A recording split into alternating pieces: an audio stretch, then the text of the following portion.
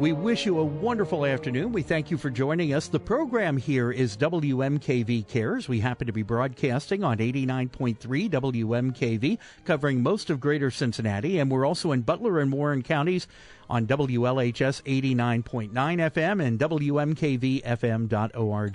We welcome back to our microphones a guest who was just here a couple of weeks ago. We were talking about the Middletown Symphony Orchestra, and what do they say? You want something done? Give it to a busy person. He is not only the musical director for the Middletown Symphony Orchestra, but also he is a musical director for our Cincinnati Ballet here in the greater Cincinnati area, and we welcome back Carmon DeLeone. Carmon, thank you for coming back in. Hello, George. I'm so happy to be back. It's only my 47th year with the Cincinnati Ballet, wow. So I've seen a few steps in my day. Definitely. And when you consider that the ballet is now just, 51 years? Is it 51, 52 years? That's correct. Wow. Exactly. You have been with it for a tremendous amount of that time. And I don't know how you keep the joie de vivre and that young look about you, but we'll take it. We love it. Carmon DeLeone is here, and we're talking about Cinderella. Now, this is a beautiful new work of Cinderella when you talk about the sets and the costumes and how things happen within Cinderella. It's still Sergei Prokofiev, the same great music, but you're going to be enchanted in a whole new way, I have a feeling, when the Cincinnati Ballet opens up Cinderella, and it runs the weekend of February 12th through 14th. Well, this is our special weekend, and I guess we save a little something special every year for Valentine's Day weekend, and I can't think of anything more perfect than Cinderella. You know, that horrible question that we always hate to be asked is, what is your favorite piece of music, or what is your favorite ballet? I learned very quickly not to ask that question, because it's like asking someone who their favorite child is. And that's the standard answer. You know, how can I choose between my children? But I have to say, when folks ask me that question, one of the first things that pops into my mind is one of my favorite ballets, Cinderella. And I'm not lying about this. It's just an amazing piece. It's so much fun and so beautiful on stage, first of all. And I think quite a bit of the credit for that has to be given to Mr. Sergei Prokofiev and his beautiful score to this piece. It's just a jewel of a score. I love hearing it. I love conducting it. I used to say in my foolish days, well, I conduct it for free, but I don't think I'll do that anymore. But it's that kind of thing. I just love hearing the music, let alone being right in the middle of it as the conductor of the piece.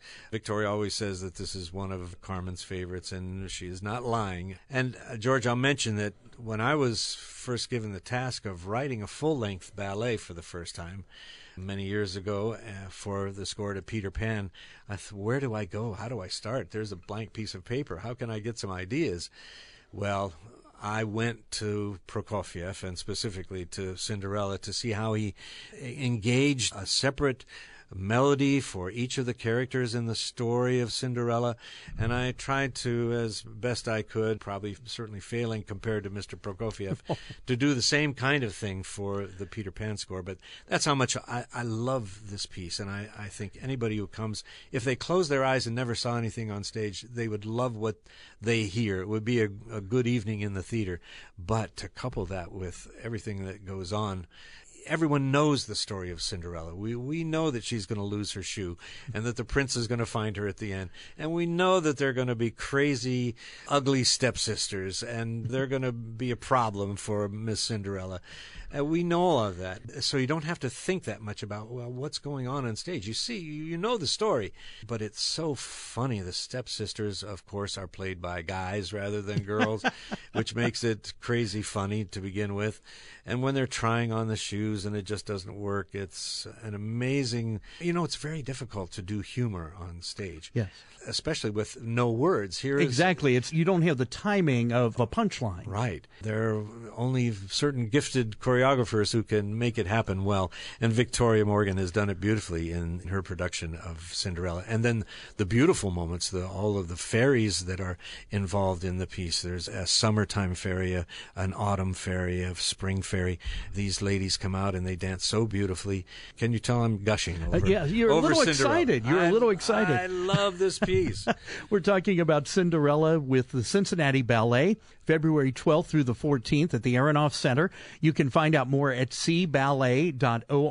That's the letter C, then ballet.org, or the box office, 513-621-5282. Later in the show, we'll give you the show times and everything, but it is only the weekend of February 12th through the 14th for Valentine's Day. What a great romantic evening out.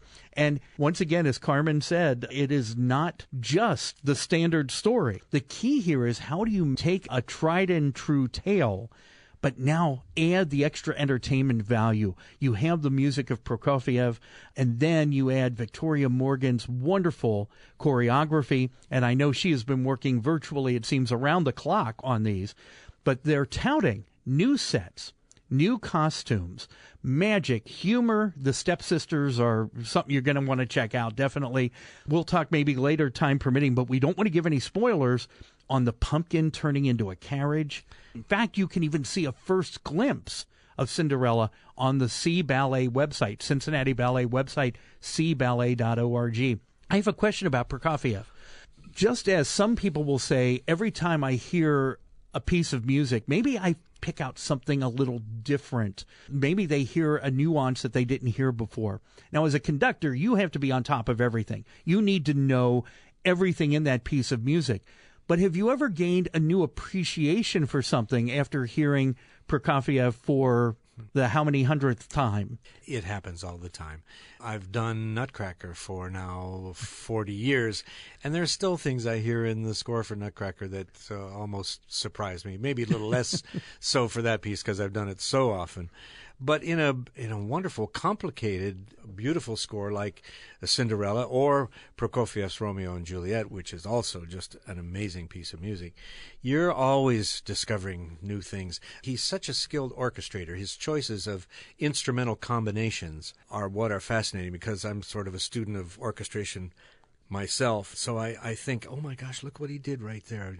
Maybe I could do that sometime in the same way. It probably wouldn't work as well as Prokofiev. But it's how you learn and evolve, by learning from how other people did things, masters who have done these things. Prokofiev also, when he writes melodies, it's not sort of pick out a little melody for yourself. Let's say you play a little bit of piano and you want to create a tune.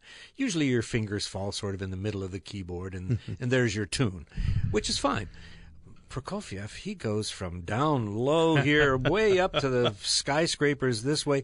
If an amateur did this, it would just be awful, probably. But somehow Prokofiev is able to skip these octaves and make these angular things, and they still sound just gorgeous. They rip your heart out. They're so beautiful. Can you imagine what it was like for people who heard this music for the very first time? I mean, it was very cutting edge, most likely, in the day. Right. I think audiences tended to be very appreciative, and they didn't have other competitions. So when they sat down to hear a special new piece of music, I think they paid attention. Sure. It wasn't always a success the first time around. In fact, I think many of Prokofiev's pieces were severely criticized in the beginning until sort of people grew into the maturity that he already had. Look at Van Gogh. What he sold, I think, one painting during his lifetime. That's a perfect example of that. Now, Prokofiev was recognized during his lifetime and wrote so much music. I mean, music for ballets. He wrote symphonies, concertos. One of my very favorite pieces is his Piano Concerto No. 3, for instance, which has a jazzy, driving element to it. He just could do anything. I think he knew that he could do anything, too. I think he had kind of a big head. But he was thinking out of the box, basically. It's okay for that kind of genius. We'll put up with it. Unfortunately, he had the sadness of passing away the exact same day that Mr. Stalin did. So he got no attention. Right. when he died. We have Carmon DeLeone here with us. We're talking about Cinderella. It is with the Cincinnati Ballet. It is one weekend only. It's Valentine's Day weekend, February 12th through the 14th. Now, we'll let you know there's one Friday performance at 8 p.m. Saturday, the 13th, is 2 p.m. and 8 p.m., and then Sunday, the 14th, is 1 p.m. and 6:30 p.m. All of these at the Aronoff Center, and you can find out more at cballet.org or at 513-621-5282. Carmon, walk us through, if you would, for just a moment, how your week goes when a show is about to open like this. Because my question underlying all this is, with brand new sets, new costumes and all that, you have to be so focused on the music. But does it ever get distracting when you see all the new stuff? You may have conducted Cinderella how many times before, but now you're seeing it with all these new elements. Does it ever distract you during the rehearsals and the warm-up? I'll say no to that because I have a kind of a preview of it. I've seen many of the new elements. And by the way, there's all new kinds of things for the kids to do. When the clock strikes 12, the kids have special numerals that they show, 1 through 12. Well, this year, those numerals, for instance, this is the kind of detail we go through. Those numerals are lighted, and so that from even the back of the theater, you're going to be able to see this effect. And there are new costumes. That doesn't come in until sort of the last moment. But even in the studios in the weeks prior to, the dancers try on some of these things just to be able to know how to move in them. Exactly, because especially if it's something that's beyond the normal dance wear, it's going to be a little different, and you might have to make some adjustments here. I mean, these are athletes, and suddenly you're piling equipment on them. Oh, I've seen that happen when they've brought a costume in. Maybe they tried it out for the first time, and rip, it just didn't work, Or trip, which you don't want to happen. Right? Luckily, we have some wonderful seamstresses there who are able to solve all those problems in advance. Now, if you've seen Cinderella at the Cincinnati Ballet before, you're going to see some new things. I'm a little surprised that there are added puppets here. There are going to be some mice floating around that you haven't seen before. A brand new carriage. Look out for this. I can't wait carriage. to find out about this. Horses drawing the carriage, the pumpkin that turns into the carriage. It's all brand new. So it's a perfect thing for the entire family to witness. You started to ask about a typical week, and that's a very good thing to discuss because, we conductors, we always want additional rehearsal time. Well, in a typical week leading up to a production, and by the way, I didn't even mention before this, but this is the very first time that in the pit for Cinderella, we will have the Cincinnati Symphony Orchestra. In the past, the Cincinnati Symphony has not played for our productions of this particular piece, and I'm thrilled to have the CSO to play this, one of my very favorite pieces of music. But, George, I only have one rehearsal with the orchestra by itself, and this is a complicated, difficult piece. So, fortunately, we have this world-class orchestra to rehearse it quickly. Then we have one rehearsal with the dancers and orchestra. Then we go right into a student matinee performance as our third session. Then we have an opening night. That's our service number 4. And then we have 4 other performances after that. The Cincinnati Symphony is able to give us 8 services in a particular week. And that's how it sort of boils down. And it's pretty intensive. It is tense and intense. You're absolutely right. Have you seen the movie Revenant yet? No, I haven't. There's an intensity that you... I won't quite say that a week of Cinderella is like that. Nobody has so far left Carmen for dead. So That's right. And I haven't been attacked by a vicious bear either. But sometimes you feel that kind of pressure in a tight week such as that. But it always works. The dancers are so professional. They've been working in the studio. We try to have some piano rehearsals leading up to the orchestral rehearsals so everybody is ready. That's how a week goes. But it all falls together, and that's really, you mentioned the professionalism, and I could imagine some communities that would have maybe a smaller ballet company or maybe a touring ballet company, but maybe a smaller or less professional orchestra might not be able to pull this off in a couple of rehearsals. I might suggest that they shouldn't do it. Don't try this at home. Because especially the orchestral part of it, it is a very difficult score. But when you raise that baton that this orchestra is prepared. Whenever we've talked to even JMR, they say, well, sometimes when we have a guest vocalist, we may have one rehearsal with that guest vocalist. That's right. I'm like, how does that happen? He says, professionals. Yes. These people are not just professionals, but acclaimed professionals, and the pride that they take in their work, and just as you, as the conductor, and you have been on the other end, you've been a musician on the other end, you know what it's like. But it's amazing to me how it all comes together in such a limited amount of time, as we were saying, just a couple of rehearsals. Wow. That's the preparation that is done individually. And it's true, the library at the Cincinnati Symphony Orchestra is very attuned to all of this. We provided the music for Cinderella to them last summer, for instance, that far in advance, so that the musicians can get the music, mark up the music, have it well in advance, as early as they want, so that they can begin their practice. I challenge you to really observe this. I don't want you to lose track of the entertainment of it, but to me, hearing Carmon DeLeone talk about this, or when we've had Victoria Morgan on talking about the choreography, I think it's fascinating for some people who want to gain a greater appreciation to watch even more closely or listen and really absorb how the artistic influences, or in this case, confluences, come together. We're talking about Cinderella here. It is the weekend of February 12th through the 14th. You can find out more at cballet.org. You can also call to get your tickets at 513-621-5282. WMKV and WLHS, we are so proud to have been, for many years now, involved with the Cincinnati Ballet. We appreciate their support. It is the music of Prokofiev and the choreography of Victoria Morgan. And as Carmon pointed out, in addition to all the other new facets, such as some of the sets, the costumes, got to see how the pumpkin turns into a carriage. You're also going to be hearing the Cincinnati Symphony Orchestra performing with the ballet on Cinderella. Is this the first time that the full CSO has been with the ballet for Cinderella, or has it been for Cinderella? Okay. Yes. Now, we've had this collaboration with the Cincinnati Symphony for some years now, but this is the first time that Cinderella has come around, and I've been waiting for this day. One of the other things that I want to mention, these are some ancillary things around this performance, but there is a wonderful look at some of Cinderella and some of the preparations. It's called First Glimpse of Cinderella, and it's online at cballet.org if you want to get a quick preview of what you might expect coming down there on the 12th, the 13th, or the 14th.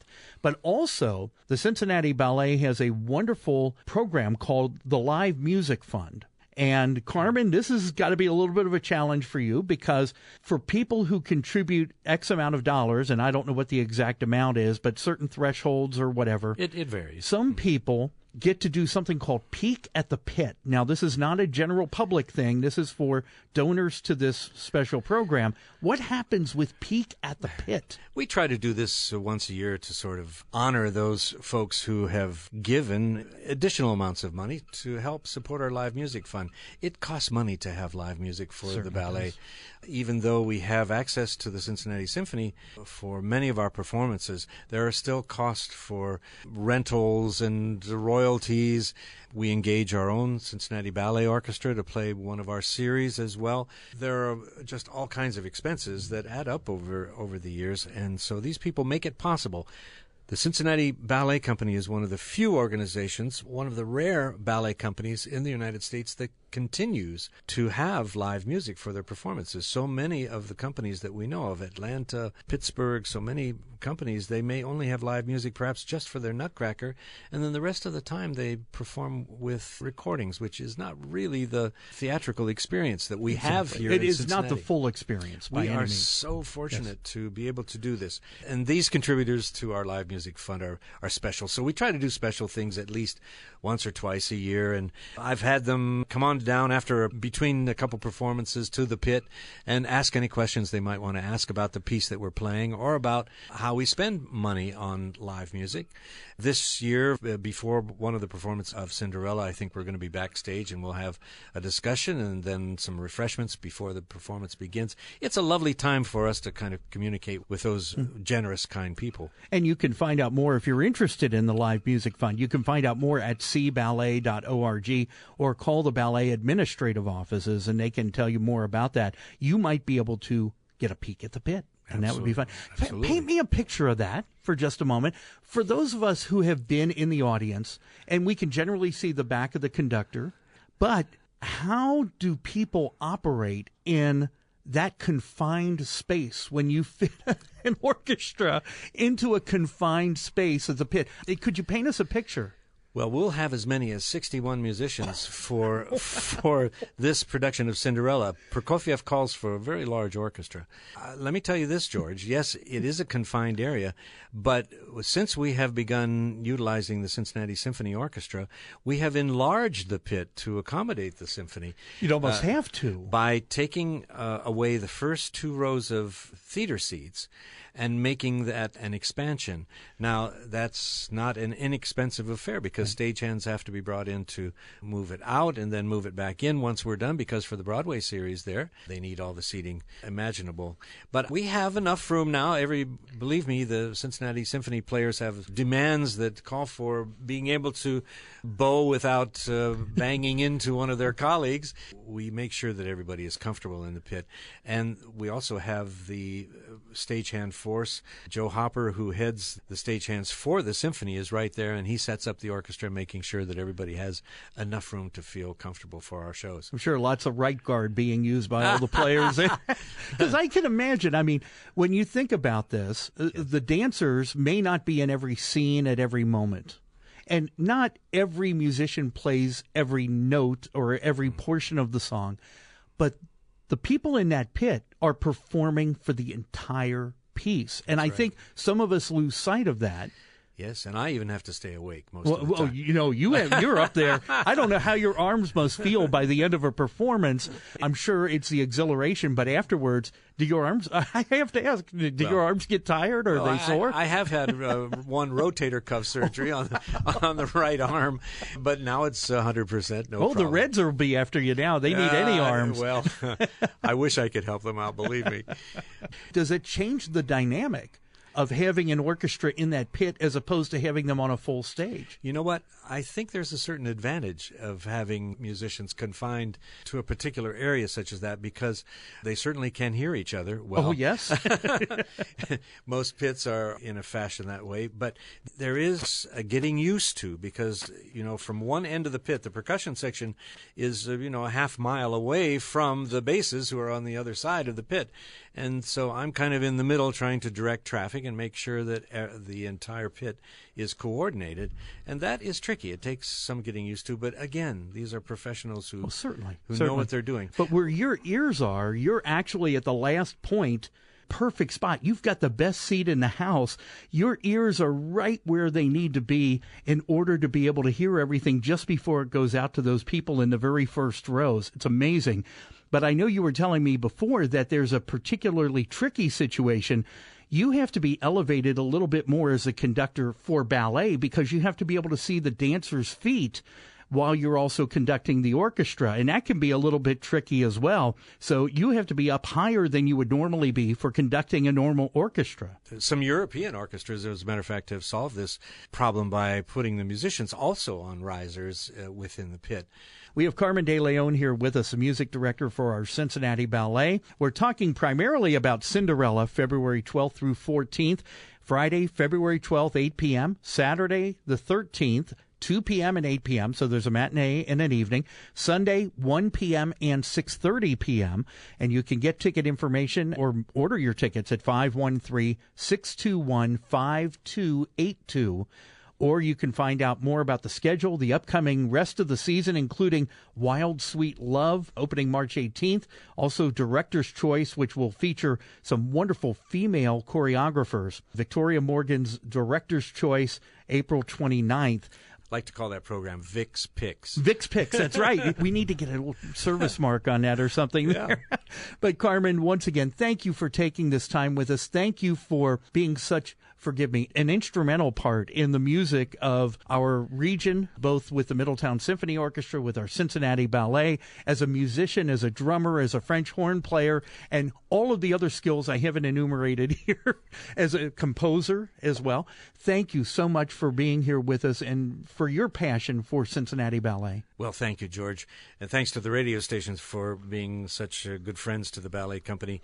Anytime anyone wants to talk to me about Cinderella, I'm there, because I just love this piece, and I know anyone who comes to these performances is going to love it as well. And I'll tell you what, as a prequel, check out some Prokofiev before you come down, and then you'll have an even better appreciation of one of Carmon DeLeone's favorite pieces, Cinderella by Prokofiev. Wonderful choreography by our own Victoria Morgan here with the Cincinnati Ballet. Once again, if you want more ticket information, you can always call the radio station, WMKV here. We have the info here. Or you can check out cballet.org. That's the letter C, ballet.org. Or 513-621-5282. You've been listening to WMKV Cares. Thanks for being with us today.